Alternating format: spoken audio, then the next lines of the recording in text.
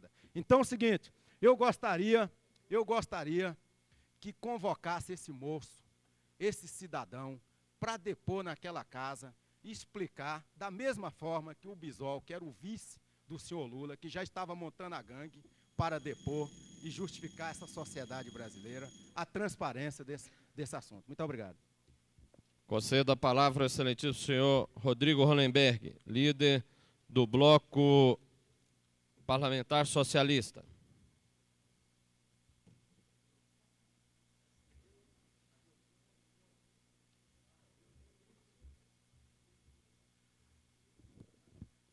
Senhor presidente, senhoras e senhores deputados,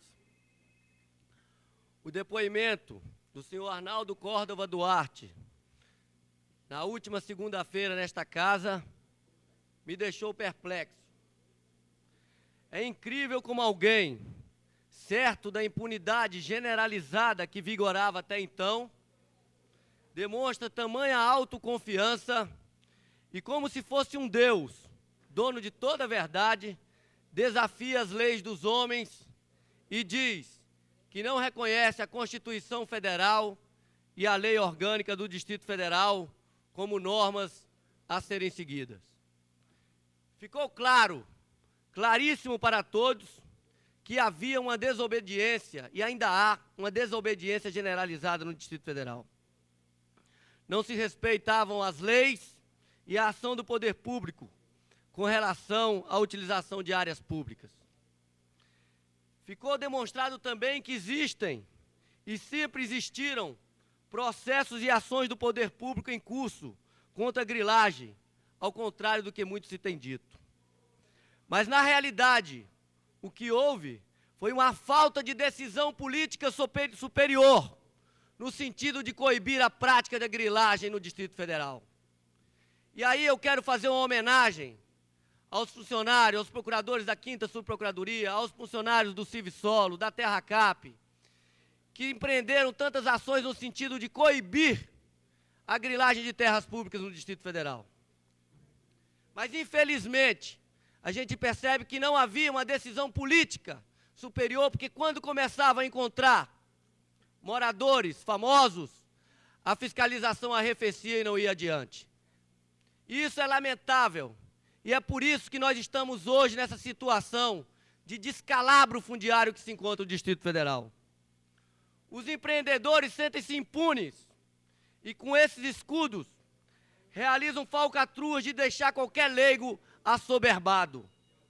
Não foi à toa que os moradores do condomínio Hollywood saíram desanimados da sessão de segunda-feira, pois os documentos da CPI comprovaram o golpe que essas pessoas estavam sofrendo e que eles, na verdade, estavam sendo vítimas de ações de verdadeiros bandidos. E aí eu quero elogiar a ação da CPI como um todo, dos 9 membros, que tem atuado de forma unitária, unida, prestando um grande serviço à população do Distrito Federal, no sentido de dar um basta a essa situação descabida, vexaminosa, de invasão de áreas públicas no Distrito Federal. Mas para que tenhamos sucesso, precisamos também do apoio da população. Só um minuto para concluir, senhor presidente. É preciso que a população encare a questão fundiária de forma mais crítica. Estamos lutando, na verdade, pela legalidade e pela ordem pública. Se nós não passarmos a respeitar a legislação que rege a questão fundiária, como todas as outras legislações, nosso Estado virará uma grande anarquia e nós não teremos como controlar e como dar uma qualidade ao desenvolvimento urbano de nossa cidade. Se perdermos essa noção de direito, como o senhor Arnaldo Córdova Duarte já perdeu, demonstraremos então que estamos do outro lado, do lado da desordem. É preciso que nós estejamos não a favor do governo, mas a favor do Estado, porque o interesse aí é o interesse público. Muito obrigado. Concedo a palavra ao excelentíssimo senhor deputado César Lacerda.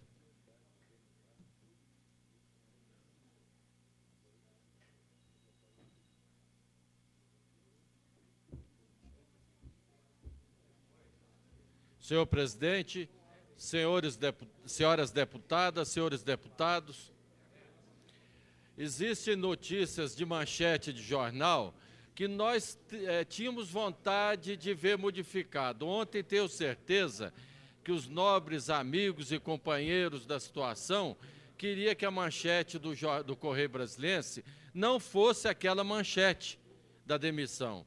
Hoje eu pego o Correio Brasiliense, uma notícia que me afeta sobremaneira, que eu queria que ela tivesse sido feita ao contrário, e que saísse da seguinte maneira: Lula, ex-candidato a presidente da República do PT, prega aos sindicalistas de Brasília como fazer greve e apoia, olha bem, e apoia o deputado César Lacerda na greve das roletas. E diz aqui o Lula, da edição de hoje, o seguinte: Lula desafia sindicato a ter mais criatividade. Deputada Lúcia Carvalho, nós que juntos pregamos greve de professores, vamos fazer essas greves. O líder do PT desafiou os sindicalistas e os ex-sindicalistas a repensarem o movimento com novos objetivos e atitudes. E sugeriu que, no caso de greve nos transportes, seria melhor abrir as roletas. Esse é um projeto meu que o Lula está apoiando e que eu peço aos deputados do PT que me apoiem também, porque o chefe maior está apoiando. César Lacerda é dono desse projeto. Queremos saudar Lula pelo seu amadurecimento político. Ao apoiar uma proposta que nós já tivemos a oportunidade de apresentar, a roleta livre. No caso de paralisação dos professores, deputada Lúcia Carvalho, ó, esse é para nós. No caso de paralisação dos professores, Lula diz, o dirigente do PT afirmou, melhor que a greve seria os professores realizarem passeata com os alunos e os pais deles. Está vendo? O contraditório é que nós não conseguimos entender. É por quê? E por que o Lula veio pregar essas coisas em Brasília depois que Cristóvão assumiu o governo do Distrito Federal? Ele não veio aqui, durante o governo de Roriz, propor roleta livre. Ele não veio aqui propor professores fazendo greve pacífica, passeando, levando pais e alunos. Então o mundo está modificando. Eu acho que o Lula é de extrema direita e eu de extrema esquerda. Peço mais um minuto. E queria convocar, nesse momento, o deputado Manelzinho, aqui presente, para unir forças comigo, para nós desbancarmos a máfia que entrou na Sociedade Esportiva do Gama. Estou entrando com a moção, porque na hora do sofrimento, aquela população sofrida do Gama vai para o campo da renda e está vendo seu patrimônio dilapidado por pessoas que nem residem no Gama. E na hora de trazer o Flamengo, a segunda força do futebol brasileiro, ou terceira, para jogar no Gama, eles trazem para o plano piloto. Quando o Flamengo foi jogar em Goiânia, a distância era muito maior e a torcida do Flamengo, que é fanática como o PT, lá compareceu. E foi lá e prestigiou o senhor presidente. E agora eu vejo que era uma hora não de contribuir com a torcida do Gama, mas de retribuir aquela torcida sofrida em jogos medíocres, comparecia ao campo, eles trazem o grande jogo, o jogo do ano de Brasília, trazem para o plano piloto. Isto é malandragem, isso é a máfia que tomou conta do futebol. Nós não podemos permitir isso. Nós temos, deputado Manelzinho, que unir a força e irmos do Gama, desmascarar essa trope que já tomou até os imóveis e está no nome de outras pessoas. Um dos imóveis mais caros do Gama. Esta é um desafio que eu faço aqui dentro e peço apoio a essa casa. Muito obrigado. Concedo a palavra ao excelentíssimo senhor deputado Marco Lima, vice-líder do PT.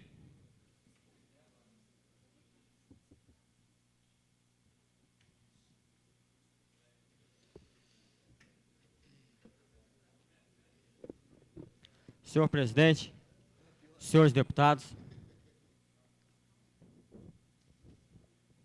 como eu havia prometido, que eu iria prestar informações sobre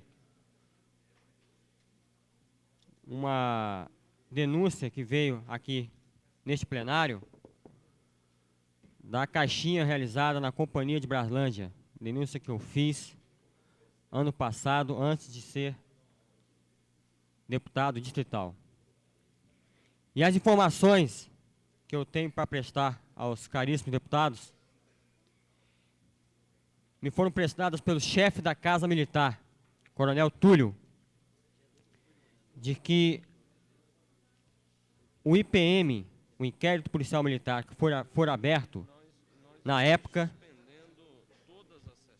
apurou a inocência dos 2 oficiais comandantes daquela companhia. Mas que o caso foi remetido à auditoria militar no Distrito Federal. E está lá o processo em tramitação normal. E o que o chefe da Casa Militar, Coronel Túlio, me revelou que não poderia retirar de lá o resultado final da sindicância e do processo, haja vista a auditoria militar está analisando e ainda não deu o seu parecer total. Então, por isso, informo aos companheiros, nobres deputados, que se encontra na auditoria militar o processo e, portanto, ou aguardem o processo final da auditoria militar para saberem de todos os esclarecimentos. E aproveito a oportunidade e ocupo essa tribuna para falar de um caso que está hoje nas páginas dos jornais, que é o que volta à tônica, o caso Pedrinho. Há umas 2, 3 semanas atrás, em meu gabinete, eu tenho recebido inúmeras denúncias e indícios fortíssimos de tráfico de crianças no Distrito Federal. E também de órgãos de crianças. E vim, mais que isoladamente, fazendo esse acompanhamento, essa pesquisa e essas investigações nas cidades do Distrito Federal e em torno, como chegou a ser publicado algumas vezes.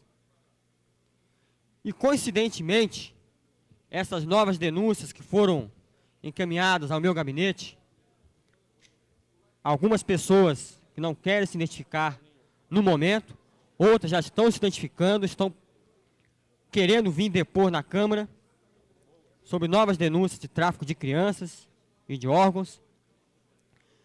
Coincidentemente, numa das nossas investigações que eu mesmo resolvi fazer, há indícios fortíssimos de ligação dessas novas denúncias com o antigo caso Pedrinho.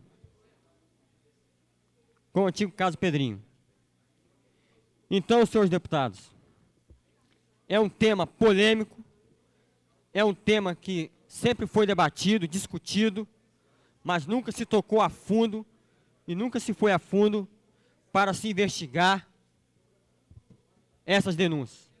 Sabemos que hoje no Distrito Federal temos escritórios de advogados especializados em se fazer adoções para estrangeiros. Temos casos de escritório de advogados com mais de 300 adoções nos últimos anos. Que adoções são essas? Que crianças são essas que saem de nossa cidade sem nenhum encaminhamento, sem nenhuma averiguação mínima necessária? Há indícios fortíssimos que esses escritórios de advogados estejam, sim, patrocinando o tráfico de crianças no Distrito Federal. E, para isso, estou colhendo as assinaturas para que esta casa instale de uma vez por todas, a CPI do tráfico de crianças no Distrito Federal. Conto com o apoio dos nobres parlamentares e desta casa e de toda a imprensa local, que esses fatos que estão surgindo, que realmente o caso Pedrinho seja esclarecido de uma vez por todas. Muito obrigado. Concedo a palavra ao excelentíssimo senhor deputado Luiz Estevão, líder do PP.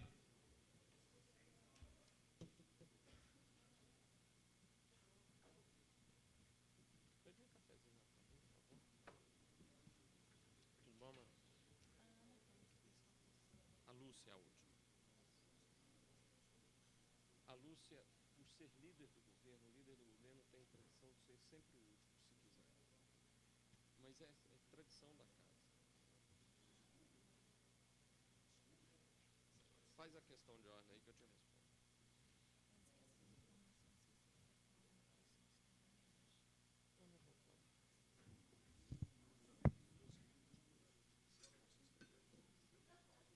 Não, é tradição, e aí você pode confirmar com o Edmar Pirineus, que ele era o líder do governo.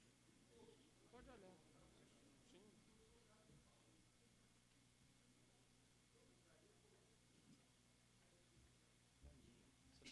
Sim.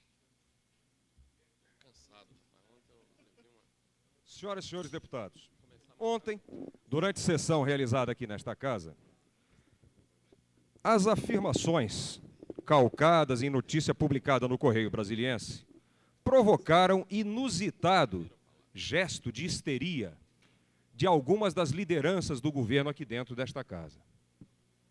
Inclusive, dizendo que a minha ponderação aqui estava calcada numa notícia mentirosa. E aqui o próprio Correio Brasiliense, hoje, reafirma em primeira página a notícia publicada ontem. E zomba das tentativas canhestras do governo de desmentir o óbvio, de negar a verdade, que a intenção efetiva do governo é demitir os 8.200 conveniados. Aliás, o assunto merece amplo destaque na edição de hoje do Correio Brasiliense. E esse assunto, conveniados, vem merecendo amplo destaque da imprensa há muito tempo.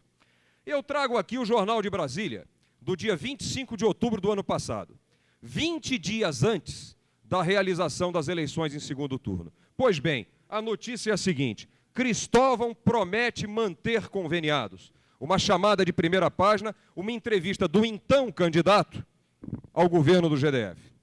E, no corpo da matéria, é dito o seguinte, entre aspas, somos do Partido dos Trabalhadores e não vamos demitir gente que trabalha. Pois bem, junto com essa mentira de campanha, tem mais duas mentiras aqui na mesma notícia. Na mesma entrevista, o então candidato prometia legalizar de imediato os condomínios. Eu não sei o que ele entende por de imediato, porque já se passaram 82 dias e até hoje nem sequer a proposta de legalização dos 52 condomínios passíveis de regularização chegou a esta casa. E ele promete mais, concluir as obras do metrô, imediatamente também. O conceito de imediato aqui do Partido dos Trabalhadores e dos donos atuais do poder parece realmente que tem que ser melhor esclarecido, porque nenhuma das três providências foi tomada. Os condomínios não receberam nenhuma iniciativa de sua regularização, as obras do metrô continuam paralisadas e os servidores conveniados têm sobre suas cabeças a ameaça da demissão. A desculpa apresentada pelos mentirosos de plantão é de que a manutenção dos conveniados seria inconstitucional. E nada mais fácil do que desmentir aqueles que não têm compromisso com a verdade. O ex-deputado Pedro Celso entrou com uma ação direta de inconstitucionalidade junto ao Supremo Tribunal Federal, tentando defender essa tese. E até hoje, o Supremo Tribunal não deu razão às assertivas do ex-deputado. Portanto, o maior órgão de justiça do Distrito Federal que é o Supremo... Mais um Tempo minuto, por favor, encerrado. senhor presidente. Concedo mais um minuto. Que é o Supremo Tribunal Federal, até hoje não disse que a manutenção e a contratação dos conveniados seja inconstitucional. O que nós temos aqui é uma liminar concedida pelo Supremo, que era preciso que as pessoas lessem, em que simplesmente o Supremo impede novas contratações, mas diz que o exame do mérito sobre as contratações efetivadas será analisado quando do julgamento do mérito da ação, o que até a presente data não ocorreu. Em função disso, apresentei projeto que visa manter, a exemplo do que faz o nobre deputado Renato Rainha, os postos de trabalho dos servidores conveniados. E para encerrar aqui, senhor presidente, eu trago aqui uma notícia realmente muito interessante e que mostra a sabedoria da classe estudantil do Distrito Federal. Convocados para assistir a uma aula ontem, dada pelo governador Cristóvão Buarque, sobre políticas governamentais, os estudantes simplesmente não compareceram. Deputado, Numa por favor. sala para Numa sala para 200 alunos, apenas 15 compareceram. E vocês sabem por quê? Porque os estudantes, como toda a comunidade do Distrito Federal, já perceberam o seguinte, de que políticas governamentais, o professor Cristóvão não entende nada. Concedo a palavra à líder do governo, excelentíssima senhora deputada Lúcia Carvalho.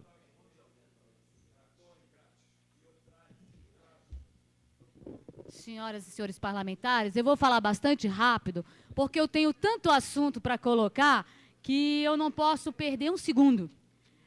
Saudando a todos, galeria, companheiros servidores, imprensa, deputados, em primeiro lugar, é registrar que hoje no Distrito Federal nós temos em torno de 5.000 representantes do país inteiro, dos movimentos populares que reivindicam, estão colocando o direito de morar, estão reivindicando que não só espaços para moradia, mas também a infraestrutura básica, trazem, enfim, toda uma pauta do movimento popular. Além disso, se somam a esses movimentos hoje servidores públicos, professores, que paralisarão suas atividades, reivindicando a não mudança na Constituição. E que eu farei parte, deixarei este plenário, porque estarei junto com a minha categoria, fazendo a reivindicação que os direitos adquiridos na Constituição, a gente não perca agora numa revisão próxima. Terceira questão é que hoje eu quero registrar o Dia Mundial da Água. E eu gostaria de registrar que o Dia Mundial da Água, ele vem acontecendo desde 1992. E por quê? Porque a ONU estabeleceu que todo dia 22 de março seria comemorado o Dia Mundial da Água, com o objetivo de alertar ao mundo que a água é um recurso finito em esgotamento. E que nós, recentemente, em visita a várias áreas de tratamento de água no Distrito Federal, percebemos como se encontra a rede de abastecimento de água no Distrito Federal. Além de inúmeros vazamentos, além do desvio de água, nós temos centenas de indústrias e de extensão de casas hoje que jogam nos córregos que formam as fontes nascedoras da nossa água no Distrito Federal, a poluição crescente cada vez mais. Nós estamos fazendo um artigo e a gente depois faz um melhor detalhamento sobre isso. Queria registrar apenas hoje este dia solene. Queria me deter agora à questão da contratação dos conveniados. Eu queria, antes de qualquer intervenção, apresentar, quem quiser, os contratos feitos pela Nova Cap nestes últimos 4 anos. Eu vou ler apenas alguns aqui. Contrato número 3 de 91 do Gabinete Civil da Subsecretaria. Atividades: tapa-buracos, asfaltamento, conservação, recuperação de gramados, replantio. Contratados: 12 auxiliares de administração, 50 motoristas, 8 técnicos agrícolas e um engenheiro. Tem nem um servente, nem um pedreiro. Interessante, vamos mais à frente. Um outro convênio: fiscalização, conservação e melhoria das instalações das redes elétricas da SEB. Contratados: 12 auxiliares de administração, 31 assistentes de administração. Outro convênio: também reposição de meios-fios, passeios, redes e galerias de águas pluviais. 56... Está sem som aqui. Absolutamente sem som. O som da tribuna, por favor. Contratação, 56 motoristas, 59 auxiliares de administração, pasme, senhores, 4 arquitetos, 8 advogados, 3 programadores de computador, 3 administradores e por aí vai. Eu estou com todos os contratos, 18.300 conveniados, que mostram que até 6 pilotos de helicóptero nós temos nesses contratos sem concurso. Então, o que o governador vai fazer? O que ele tem feito? Por orientação, inclusive, de um ofício que eu tenho aqui, do secretário de administração, que pede, deputado Rainha, que não se trate de forma discricionária nenhum companheiro, mesmo conveniado, que estes estão sendo recadastrados, funções estão sendo observadas. Deputada, Eu quero tem dizer que aqui encerrar. que nós temos... Só um minuto, senhor deputado, para concluir. Nós temos, por exemplo, nas administrações, vários garis, vários serventes contratados que se recusam a limpar as ruas porque estão atrás de uma mesa fazendo trabalhos burocráticos. Então, estes não poderão permanecer porque foram contratados para uma função e estão desviados. Centenas deles não compareceram para o recadastramento. E será realizado concurso para todas as áreas em que estes contratados estão ocupando um cargo de carreira, que deve ser defesa dessa casa, porque é a defesa do artigo 37 da Constituição. Aqui é uma casa das leis. E ninguém será demitido se não estiver, de fato, na sua função, protegido por lei. E ninguém será prejudicado, porque a 8.112 também prevê a contratação sem concurso e temporária. Então, o terrorismo está implantado por desconhecimento, por sensacionalismo. Não serão demitidos 8.300, mas será separado aquele que trabalha daquele que não trabalha. Será separado aquele que está ocupando um cargo de carreira que deverá ser ocupado por um comissionado. E eu tenho os documentos a apresentar aos deputados sobre a liminar, inclusive, unânime que o Supremo estabeleceu sobre a lei que o Roriz apresentou nessa casa. E que quando o Supremo estabelece por unanimidade uma liminar, ele não julga o mérito de forma diferente. Não existe na história do Supremo, e o deputado que conhece lei sabe muito bem disso. Então, se desejar saber como está sendo o tratamento dado, não é pelos jornais, mas por informes oficiais que eu estou à disposição de passá-los. Senhoras e senhores parlamentares, na sessão de segunda-feira, o excelentíssimo senhor deputado, líder do Partido dos Trabalhadores, solicitou à presidência da sessão que mandasse retirar das notas taquigráficas de discurso pronunciado pelo excelentíssimo senhor deputado Luiz Estevão termos considerados ofensivos, especialmente horda governista e turba governista. Esta presidência, analisando as notas taquigráficas, acata a solicitação do senhor líder do Partido dos Trabalhadores e determina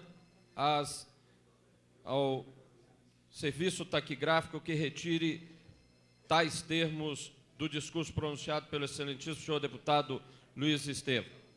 Senhoras e senhores presidentes, esta presidência tem a honra e a satisfação de informar a vossas excelências que participou de uma reunião realizada no dia de ontem na cidade do Rio de Janeiro, onde estiveram presentes os presidentes das Assembleias Legislativas de Minas Gerais, do Rio de Janeiro, do Espírito Santo, do Rio Grande do Sul, do Ceará,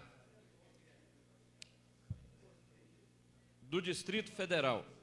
Nós estivemos, e o vice-presidente da Assembleia Legislativa de São Paulo, e também o presidente da Assembleia Legislativa do Estado de Goiás. Esta reunião foi sequência de uma reunião realizada em Brasília na segunda-feira entre nós, o presidente da Assembleia do Ceará e da Assembleia do Espírito Santo. E ontem nós decidimos iniciar trabalhos e uma campanha nacional com o lema Construir um Novo Legislativo, pautada em 4 eixos principais: a modernização do Legislativo, a moralização do Legislativo, ampliação da capacidade da autonomia legislativa dos legislativos estaduais e a participação desses legislativos nas discussões dos grandes temas nacionais. Foi marcada uma nova reunião para o dia 29, próximo, na cidade de Belo Horizonte, quando todos os presidentes de assembleias legislativas do país estarão convidados e provavelmente estarão presentes. Posteriormente, nós realizaremos uma outra reunião em Brasília, quando entregaremos propostas ao Congresso Nacional, remeteremos propostas às Assembleias Legislativas e a esta Câmara Legislativa de emendas à Constituição Federal. Dentre os temas discutidos, um dos principais, que mais se destaca, é a defesa do fim da imunidade parlamentar para crimes comuns, preservando a imunidade parlamentar exclusivamente para o exercício da atividade parlamentar. Outras atividades também e outras atividades e iniciativas também estão sendo previstas.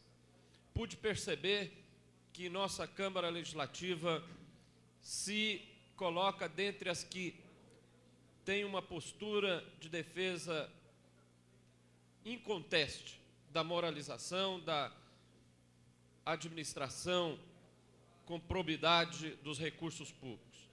E Brasília, por ser uma Câmara nova, mas também pelas atitudes que temos adotado, mereceu o registro de ser uma das que menos problemas possui. Faço esse comunicado aos senhores e senhoras parlamentares para que toda a Câmara possa ter conhecimento e, ainda nesta semana, eu estarei entregando a cada um dos parlamentares um resumo por escrito desta reunião e das providências que nós adotaremos. Questão de ordem. Com a palavra, o deputado José Edmar.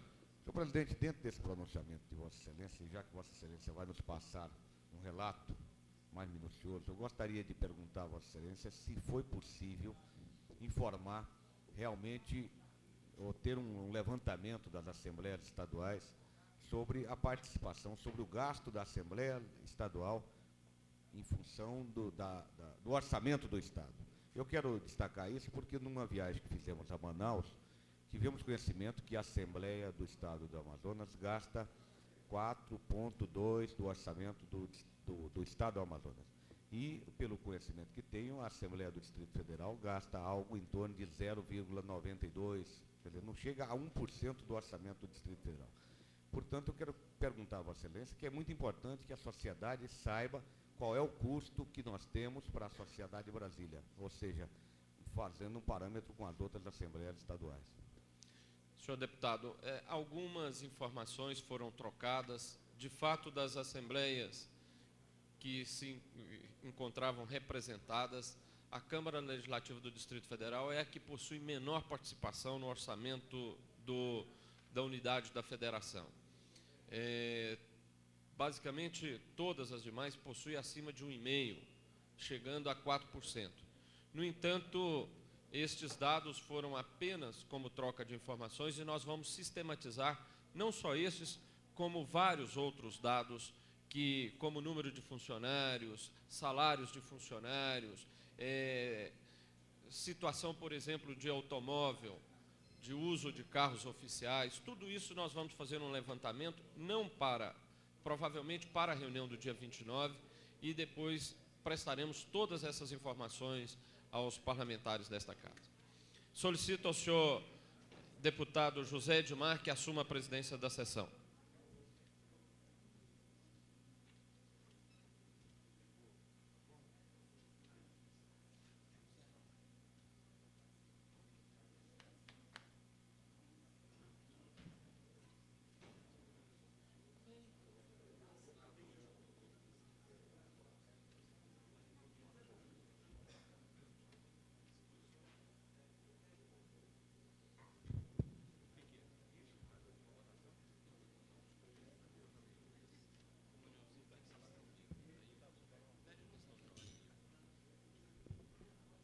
Senhor presidente, pela ordem. Palavra ao deputado Manuel de Andrade. Ao se iniciar o comunicado de parlamentares, eu solicito a Vossa Excelência a indicação do meu nome para primeiro orador, em razão de eu tenho um assunto a resolver imediatamente e gostaria de aproveitar o primeiro horário dos parlamentares inscritos ao uso da palavra. Deputado Manuel, logicamente, há um critério de inscrição e eu pergunto aos demais deputados se alguém faz objeção.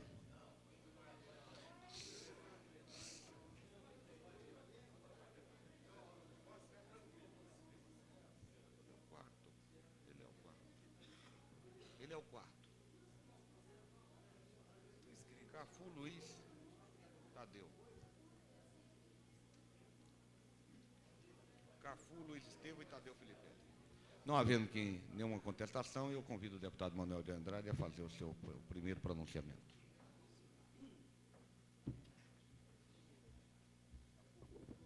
Senhor presidente, senhores deputados, a minha vinda a esta tribuna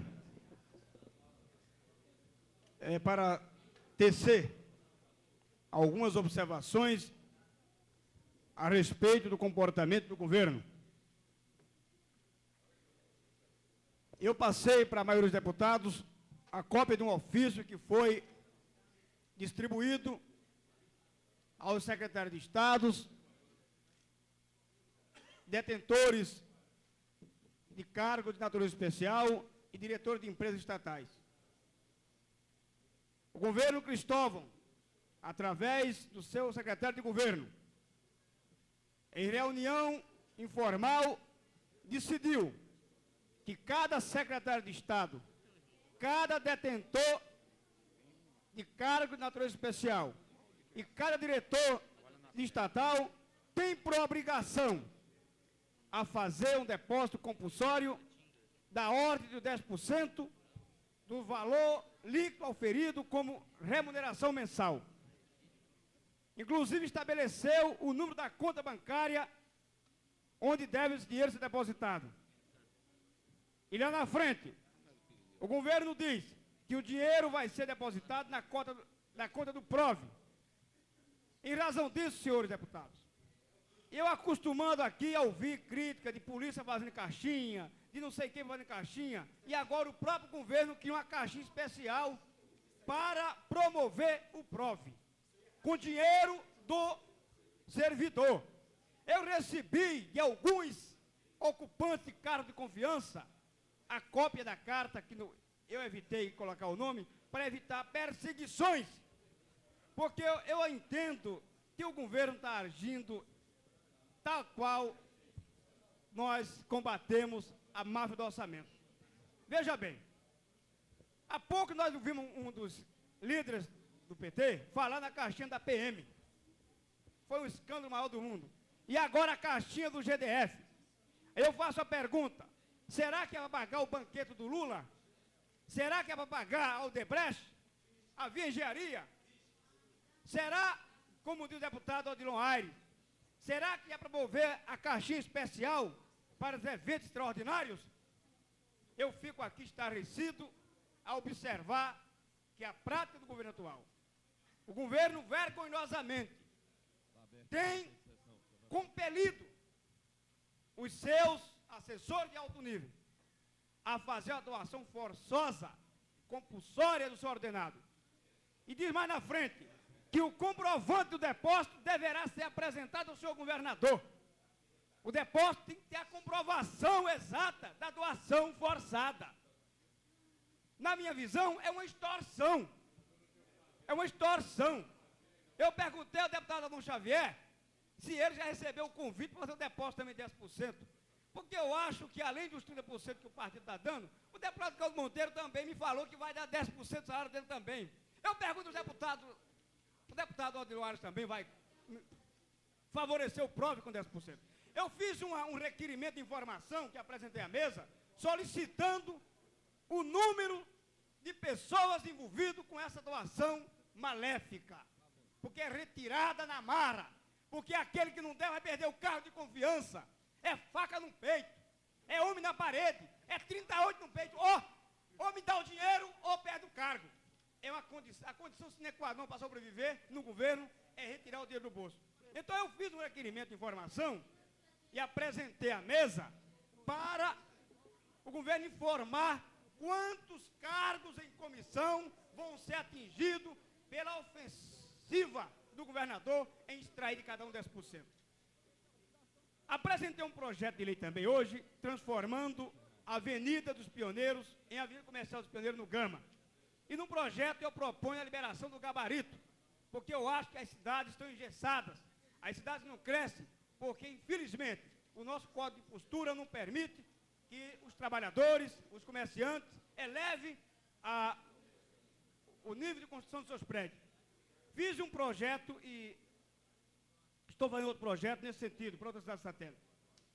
Apresentei uma moção de repúdio ao comportamento do administrador do plano piloto, senhor Walter Ney. Comportamento antidemocrático com que o administrador vem tratando os comerciantes de automóveis da Asa Norte. A perseguição. Isso já comuniquei à líder do governo, já cobrei de Alex Sampaio e falei para o próprio governador. O administrador do plano piloto não está respeitando as organizações sindicais constituídas. Está indo contra todas as organizações. E aí começa o açoite contra aqueles que têm liberdade de expressão, que são justamente as entidades sindicais constituídas com o objetivo de bem representar suas categorias. Então, apresentei uma moção de repúdio ao comportamento do administrador do plano piloto e queria contar com o apoio dos novos deputados para que nós possamos aprovar essa moção. Por último, eu quero contar com o apoio para que nós possamos, senhor presidente, eu pedi a Vossa Excelência mais meio minuto, aprovar o requerimento que solicita ao governador informações a respeito do montante do dinheiro arrecadado, sua finalidade, a contabilidade, a destinação. Queremos saber, porque é bom saber.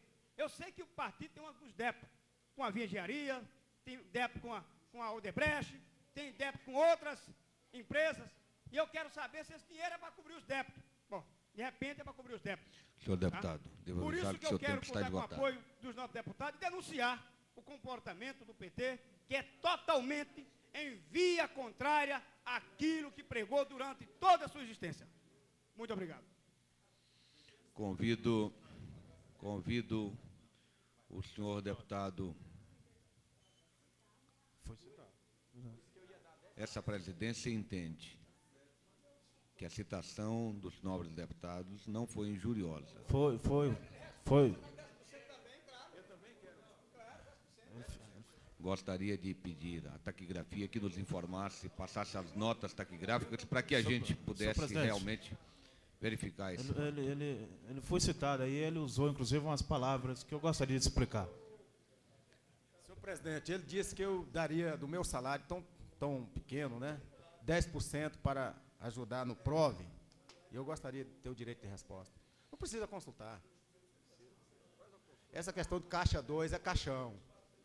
Vamos lá. Deputado Adilon, vamos seguir o mesmo ritmo que estávamos seguindo anteriormente. Peço as notas taquigráficas para que nos forneçam essas informações. Convido o senhor deputado Tadeu Filipelli para fazer uso da tribuna e, ao mesmo tempo, convido o deputado Peniel Pacheco para assumir a presidência do nosso trabalho.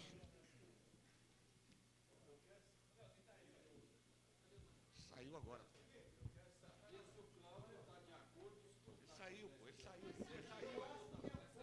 Senhor presidente, senhores deputados, eu queria iniciar meu pronunciamento de hoje reconhecendo a angústia da deputada Lúcia Carvalho quando ela ocupou a tribuna e disse, né, do número de problemas que eu vi. Gostaria de reconhecer e elogiar essa sua sensibilidade, nobre deputada, em reconhecer essa angústia em função dos diversos problemas hoje que afligem toda a nossa comunidade. Mas, infelizmente, dado a própria extensão dos fatos e a complexidade dos problemas, Hoje eu gostaria de me deter apenas em dois assuntos. Primeiro é com relação aos conveniados.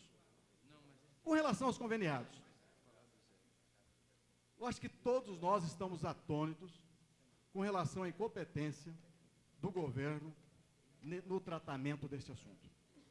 É claro, é notório, né? A imprensa está aí.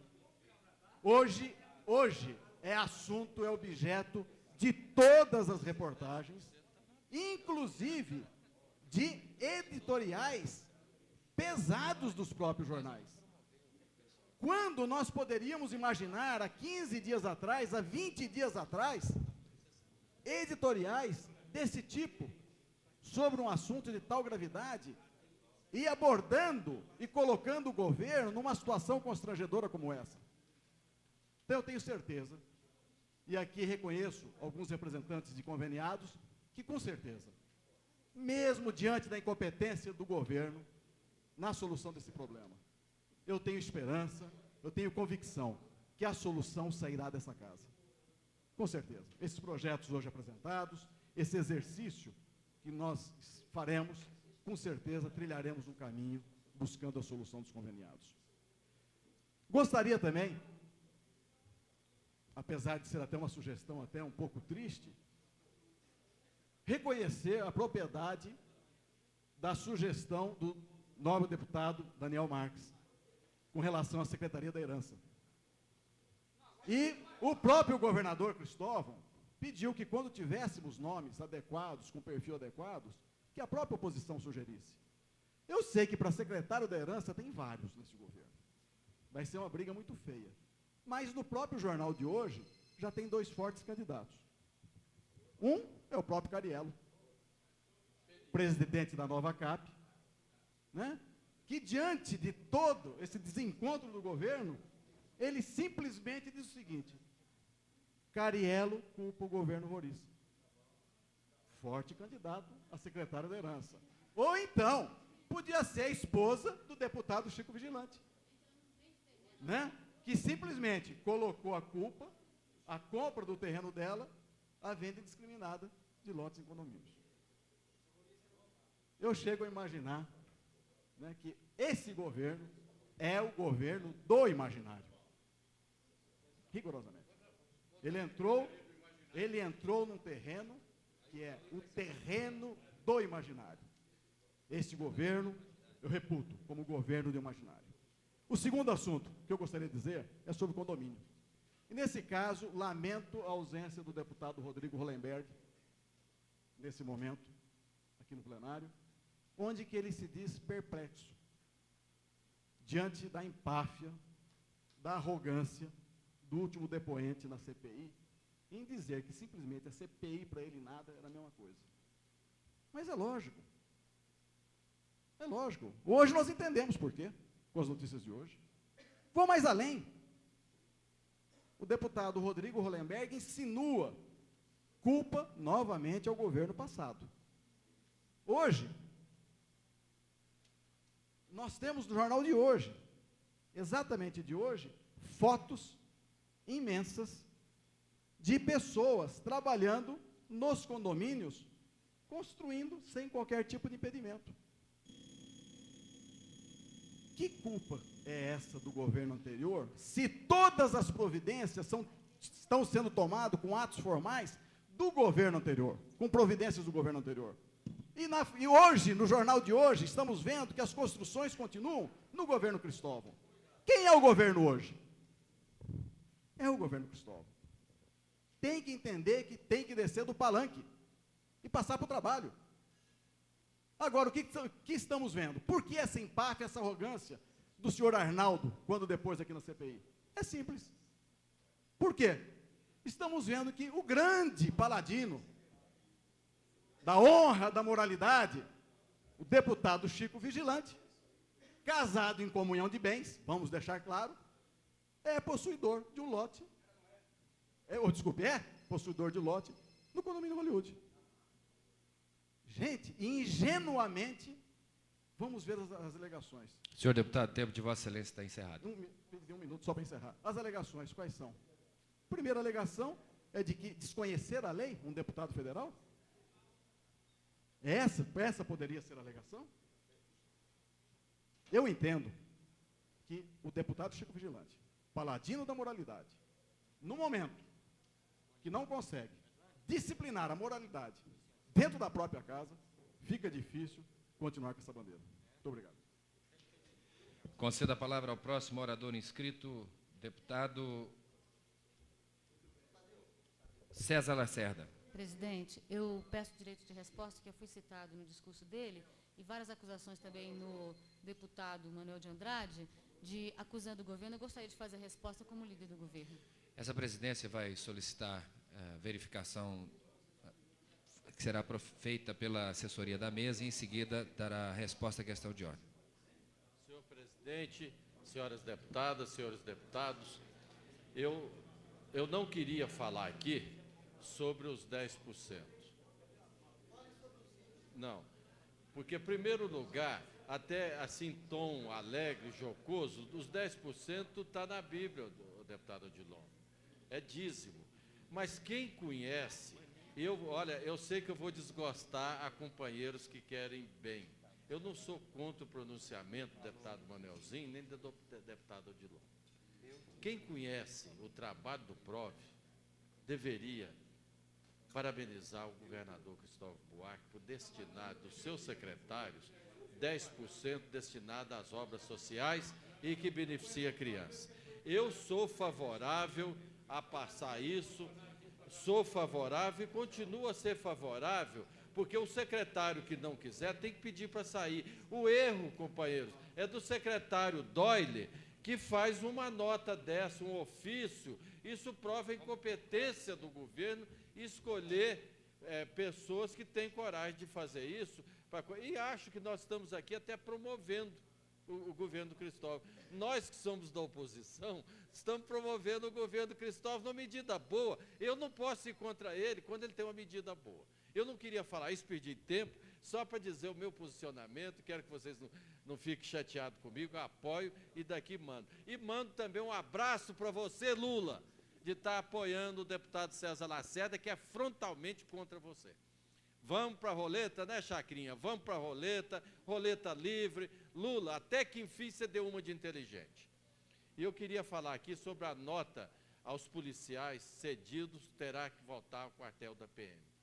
O Cristóvão Buarque, dando uma nota, o governador Cristóvão Buarque, dando uma nota de inteligente, ele acatou um requerimento desse deputado César Lacerda, no sentido de verificar. Mas eu não estou olhando o policial que está cedido aqui, dando segurança, não.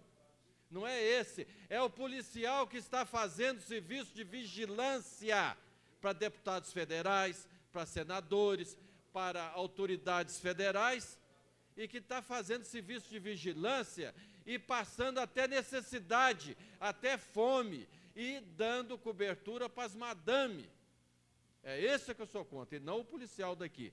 O policial que está aqui servindo nos gabinetes, também de policiais, é o segmento deles. Como a deputada Lúcia Carvalho, ela tem o direito de ter um número maior de professores, deputada Lúcia Carvalho, no seu gabinete, porque esse é o seu segmento, como nós também temos dessa forma. E que o deputado João de Deus, que já está começando ali o discurso dele, que ele tenha policiais com ele, porque é o segmento dele. O defensor do policial militar é deputado João de Deus, e o deputado Marco Lima é o que defende logo de início. O meu tempo terminou? Não. Então, é isso que eu queria falar sobre essa nota. E queria falar também sobre a CPI. Gente, o deputado Hollenberg, ele começou bem, mas eu acho que a turma de esquerda demais tem vergonha de falar nome dos companheiros que estão trabalhando. Deputado Cafu, eu te dou os parabéns pelo seu trabalho na CPI. Eu torço por você. Eu torço pela deputada Maninha. Vocês estão fazendo um trabalho digno, fora de hora, lutando. Parabéns, deputado Edmar Pirineus. Parabéns, deputado Tadeu Filipelli. O que está acontecendo na CPI é coisa que não acontece aqui dentro. Parabéns, deputado Xavier. Parabéns, outros deputados. E a gente cita o nome de quem está trabalhando. Olha, quando assume o interrogatório a deputada Maninha, que não está aqui presente, então eu quero falar sobre ela, nós, todos os outros, o Edmar Pirineus, os outros deputados que fazem parte da comissão da CPI, né, fica torcendo para que ela seja feliz. Quando o deputado Cafu, com a sua veemência, e tudo, só mais um minuto para terminar, nós torcemos por ele. Nós não temos que ter vergonha de falar aquilo que o nosso coração manda. Por isso é que hoje eu desgostei, às vezes, companheiros meus que estão dali, e falar como eu falei. Então, é isso que nós devemos ser. Nós devemos torcer, porque o sucesso da CPI é o sucesso da Câmara Legislativa, não é só da comissão, não. Ela foi muito bem escolhida, eu estarei torcendo. Segunda-feira, vocês que não são da CPI, venham assistir, venha dar aquele calor, venha dar força aos componentes da CPI, que nós vamos receber aqui dentro, não é um depoente só, não. Eu acho que nós vamos receber aqui dentro um dos maiores bandidos da CPI para ser inquirido. Venham para cá. E tem outra coisa, eu termino, senhor presidente, dizendo, sou favorável ao dízimo e sou favorável a esta Câmara Legislativa mandar um voto de louvor ao Lula, que pela primeira vez eu vejo um Lula inteligente. Obrigado. Conceda a palavra ao próximo orador inscrito, deputado Luiz Estevão.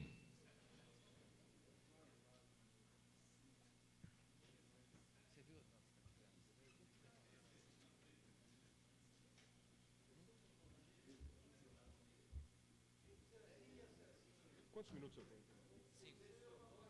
Senhor presidente, senhoras e senhores deputados, hoje nos jornais, no relatório semanal que eu publico sobre as minhas atividades parlamentares, eu abordo mais uma vez a questão dos conveniados.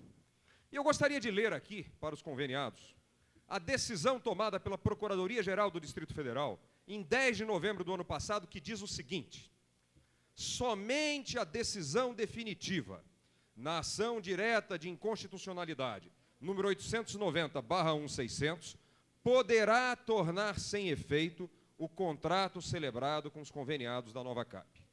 A liminar concedida tem apenas efeito para impedir novas contratações. Portanto, como não houve o julgamento da ADIM, não há inconstitucionalidade julgada pelo Supremo na contratação dos conveniados da nova CAP. Esse é um dado muito importante, porque é a partir daqui, meus caros conveniados, que nós não permitiremos que vocês e suas famílias sejam jogados na lista dos desempregados do Distrito Federal.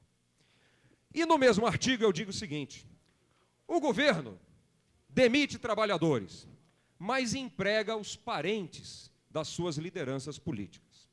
Nós vemos aqui hoje que o governador Cristóvão Buarque deu um cargo em comissão para o seu sobrinho, capitão Luciano Buarque, no Palácio do Buriti. O secretário de Fazenda, o Asni de Roure, conseguiu alojar muito bem a senhora Francis de Roure, irmã, a senhora Maria de Roure, esposa, na Fundação Hospitalar do Distrito Federal, e a senhora Sueli de Roure, na Secretaria de Transportes. O senhor secretário de governo, Hélio Doyle, arrumou um cargo de chefia para sua filha Cristiana Doyle, na Fundação Hospitalar. O senhor secretário do Trabalho, Pedro Celso, lotou o seu cunhado, Mauro Pinheiro, como administrador regional do Gama. O senador Lauro Campos arrumou uma vaga de diretor na CAESE para o seu filho, Carlos Campos. O deputado Chico Vigilante colocou de assessor na administração regional de São Sebastião o senhor Luiz dos Santos, que é seu irmão. A deputada Lúcia Carvalho tem o senhor Amaury Barros, seu marido, como assessor especial no Palácio do Buriti. A deputada Maria José Maninha tem o senhor Antônio Carlos Andrade, marido, como secretário de administração. Em tempos passados, isso era conhecido como nepotismo. Eu gostaria de saber o nome que o Partido dos Trabalhadores dará a esse tipo de prática. Para eles há emprego. Para os trabalhadores conveniados, o governo pretende que não haja. E eu quero terminar aqui, presidente, dizendo aqui da minha profunda mágoa com o que aconteceu depois que eu deixei ontem a sessão solene aqui na Câmara Legislativa. Eu tinha um programa de televisão do qual não podia me ausentar e, infelizmente, tive que deixar a sessão para atender ao convite da emissora de televisão. E fui aqui atacado por um dos deputados componentes desta casa, que, inclusive, pretendeu me comparar a um personagem que eu não conhecia, não vejo televisão, de uma novela. E eu depois fui investigar. Esse personagem parece que é um personagem sem escrúpulos, um empresário cruel, um empresário desumano, incompetente.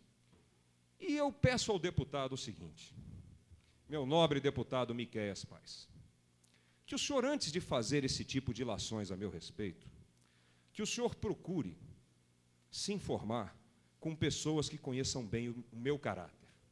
E, para isso, eu trouxe aqui um cartão com o nome e telefone de uma pessoa, que, coincidentemente, o senhor conhece, que o senhor conhece, e que teve a oportunidade de me conviver comigo por quase 12 anos. E eu vou contar essa história. Eu dirigia a empresa de pneus dos meus pais. E esse senhor, um homem de bem, um homem trabalhador, um homem correto, apareceu na nossa empresa para trabalhar na área de vendas. Eu o contratei. Esse homem desempenhou suas funções com competência, passava por um momento difícil na sua vida e foi promovido. Foi promovido e tive a oportunidade de conviver com ele durante longo tempo. Terminada a eleição, eu que não via esse senhor há quase 15 anos, recebi dele um telefonema, numa tarde de domingo, em que ele, morando hoje em Maceió, me parabenizava pela minha vitória.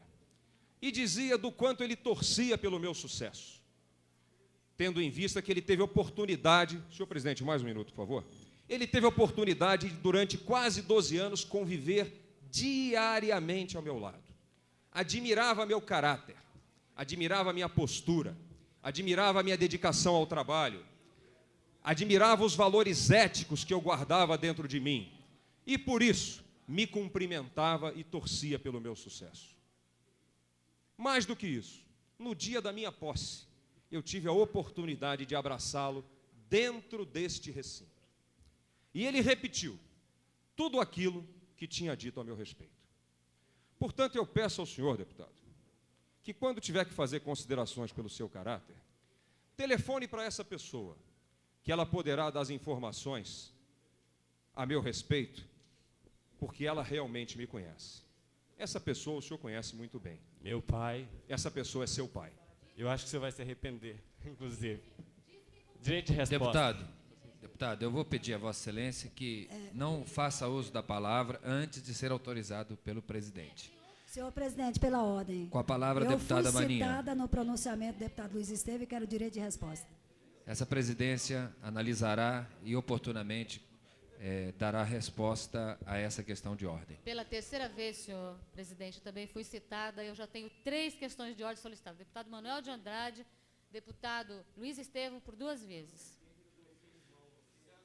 Conceda a palavra ao próximo orador inscrito, deputado Cafu. Questão de ordem, presidente. Com a palavra o deputado Miquéias. Eu gostaria que fosse analisado meu pedido de direito de resposta. Será feito, senhor deputado.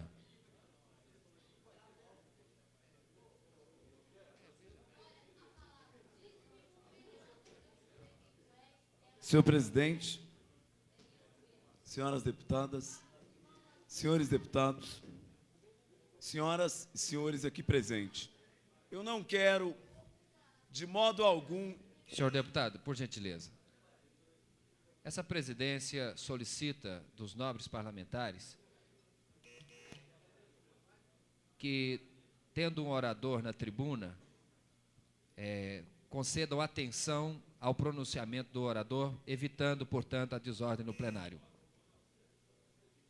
Eu queria dizer que eu tenho muito receio daqueles que usam a sua imagem como modelo de si mesmo, tipo assim, espelho, espelho meu. Será que existe algum empresário mais decente, mais bondoso, mais amigo, mais solidário, mais cidadão, mais, eu queria dizer, porque essa patologia essa patologia, ela já produziu os desdobramentos e o modelo que, politicamente, quem me antecedeu mira, a sociedade já colocou no devido lugar que merece. É o ex-presidente Fernando Collor. Ele sabe do que eu estou falando. Ontem e hoje, Brasília cedia um importantíssimo evento, um evento nacional. E aí são sujeitos políticos diferentes, que trazem uma história diferente, que têm dificuldades, que têm debilidades, porque constrói essa história no embate cotidiano por melhoria de qualidade de vida.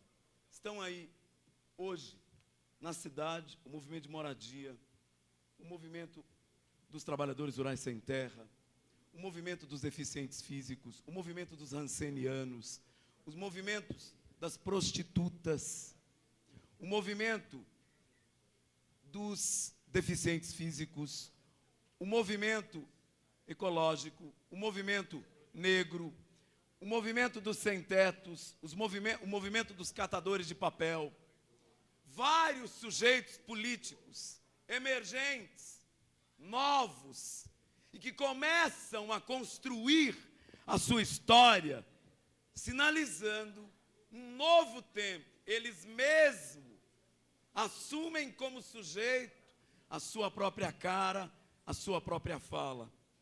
Nesse momento, eles realizam um ato em frente à rampa do Congresso Nacional.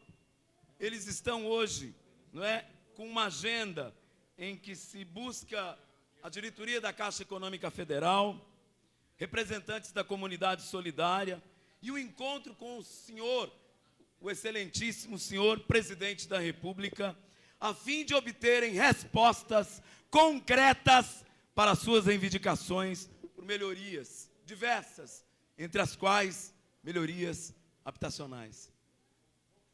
A situação habitacional no país atingiu índices alarmantes e exige, por parte dos governos, políticas emergenciais. No entanto, o que existe são ações improvisadas que frequentemente deixam de atender ao interesse público. As normas de direito público que asseguram a transparência, a igualdade de tratamento entre os cidadãos, passam a ser vistas como, entre aspas, formalismos burocráticos que atrasam o atendimento de demandas de uma população que não pode mais esperar. Esse dado, eu queria trazer essa casa, essas firulas que a oposição coloca, eu digo firulas.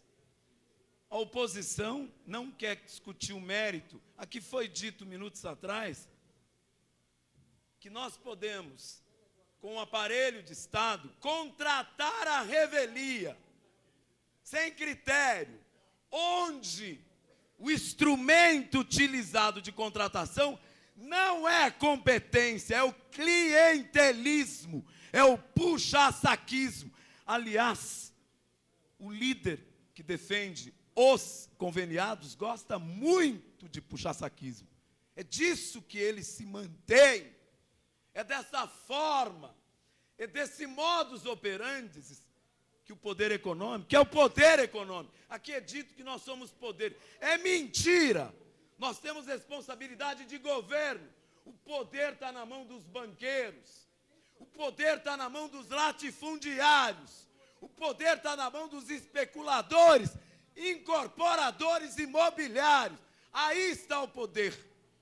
Essa mesma pessoa disse aqui que nós estamos sendo bonzinhos como governo, porque ele estava comprando terra e disse textualmente que o governo Cristóvão vendia terras para ele a preço de banana. E ele, como homem que quer construir uma imagem pública, detrata aquilo que ele busca qualificar, que é o público que nós queremos com um tratamento diferente, com uma maneira diferente, com um modo diferente. Senhor deputado, discutir. Eu vou encerrar. Está encerrado. Eu queria só solicitar, já que o meu discurso acerca da caravana, ele é extenso, que essa nota fosse incluída na minha fala para registro dos anais. O que eu tinha a dizer eram essas as minhas palavras. Obrigado. Essa presidência pede a Vossa Excelência que encaminhe à mesa para publicação o discurso escrito de Vossa Excelência. Atendendo a questão de ordem formulada pelo deputado Miqueias Paz, essa presidência concederá 1 minuto para o exercício do direito de resposta.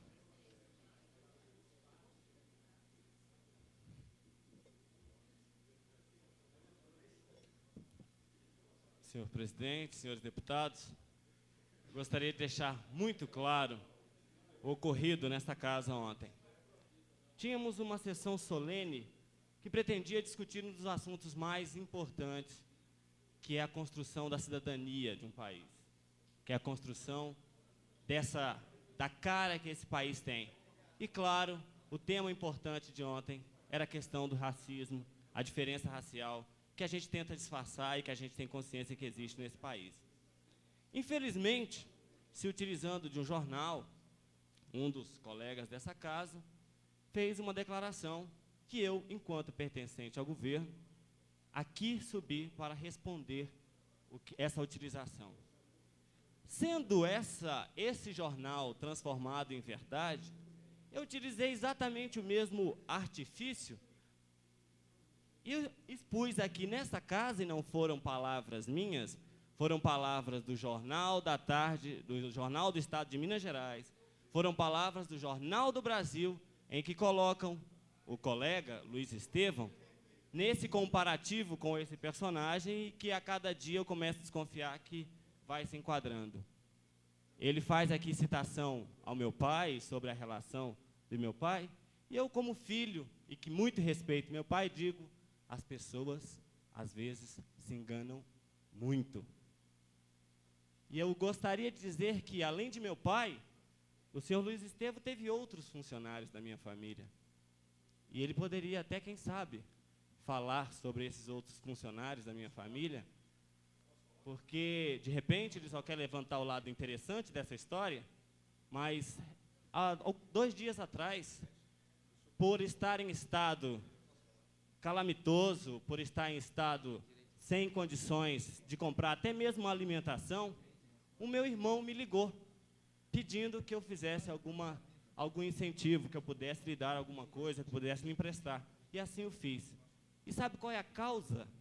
Qual é o motivo de meu irmão se encontrar nessa situação? Porque ele foi demitido, porque não foi respeitado os direitos trabalhistas desse cidadão, e ele teve que... Deputado, o tempo de Vossa Excelência está encerrado.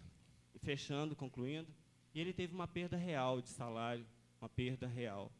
E ele era funcionário do grupo OK. Conceda a palavra ao último orador inscrito, deputado Marco Lima.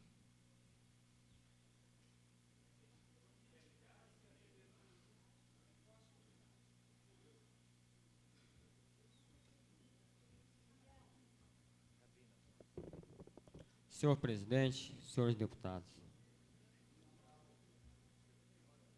o meu pensamento é que nós deveríamos ocupar essa tribuna para decidirmos realmente, debatermos nesta casa o que a população precisa, as carências da população. Foi para isso que nós fomos eleitos, para chegar aqui e defendermos projetos de interesse da comunidade. Nós não fomos eleitos para chegar aqui e ficarmos com picuinhas uns com os outros, com disse-me-disse, com acusações, difamações e um monte de baboseira. Baboseira mesmo.